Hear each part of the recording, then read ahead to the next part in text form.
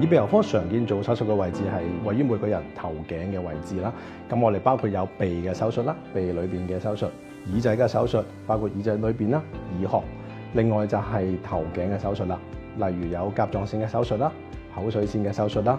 而呢啲問題咧，因為全部都會俾人哋見到嘅，喺外觀上見到，所以要處理呢啲問題嘅時候咧，特別要留意功能嘅處理啦，兼且外觀嘅處理。所以咧，處理疤痕咧係非常之重要。我哋耳鼻喉科見到常見做完手術之後疤痕嘅位置咧，就包括有一啲皮膚張力比較大啲嘅地方，例如就係頸部嘅手術啦、甲狀腺嘅手術啦、口水腺嘅手術啦。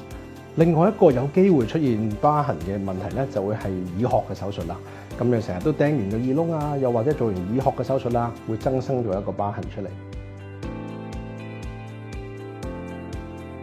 成個修復嘅過程裏邊咧，最困擾患者咧就係疤痕外觀嘅問題啦。如果成個疤痕好明顯咧，好影響到社交。第二咧就係疤痕本身咧都會有一個痕癢啦、痛嗰個情況，特別容易影響到佢哋瞓覺啦、日常嘅生活嘅。做完甲狀腺嘅手術之後咧，病人最擔心嘅當然就係會唔會影響到個聲帶啦，會令到佢哋聲音有沙啞嘅情況啦。第二就係甲狀腺嘅功能，需唔需要之後長期食藥啦？第三其實就好重要咧，就係疤痕方面嘅問題啦。嗰個疤痕會唔會係比較容易俾人睇到啦？個個都知道佢做完手術咧。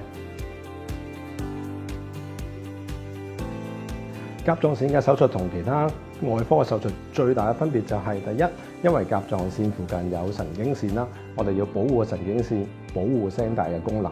第二咧，因為甲狀腺喺個頸上邊，所以個切口嘅設計上咧係好緊要。如果唔係咧，嗰個甲狀腺嗰個疤痕咧就好容易俾人見到啦。通常都會喺我哋頸嘅下邊少少呢個位置嘅，一般個疤痕咧都會係打橫，啱啱跟住我哋頸嘅接紋嘅。做完甲狀腺手術咧，如果真係要預防嗰個增生性疤痕咧，我哋第一就要選擇有豐富經驗嘅醫生啦。因為做甲狀腺手術個切口嘅設計咧非常之緊要，亦唔可以喺個頸太高嘅位置啦，亦都唔可以太低嘅位置，要就翻頸紋嘅設計。第二咧就係喺愈合初期咧，我哋要避免有感染嘅機會啦，所以一定要保持傷口嘅清潔。